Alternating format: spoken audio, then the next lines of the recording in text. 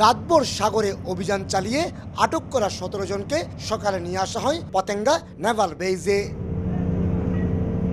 বুধবার মধ্যরাতে গভীর সাগরে অবস্থানরত বিদেশি জাহাজে চুরির প্রস্তুতি নিচ্ছিলেন এই চোরের দল। পরে ওয়্যারলেস বার্তা পেয়ে ঘটনাস্থলে ছুটে যায় নৌবাহিনীর জাহাজ। উপস্থিতি টের পেয়ে কাঠের নৌকায় দুর্বৃত্তরা পালানোর চেষ্টা করলো, ধরা পড়ে 17 জন।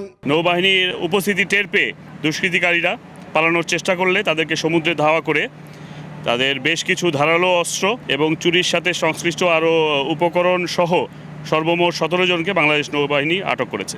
আটককৃতদের কাছ থেকে উদ্ধার করা হয়েছে বেশ কিছু ধারালো অস্ত্র ও চুরির মালামাল। মূলত জাহাজের ডেকে থাকা মূল্যবান রশি সহ অন্যান্য মালামাল চুরির সুযোগ খুঁজে চোরের দল। মামলা দায়েরের পর তাদের পতেঙ্গা থানায় হস্তান্তর করা হয়েছে। কমল দে, সময় সংবাদ, চট্টগ্রাম।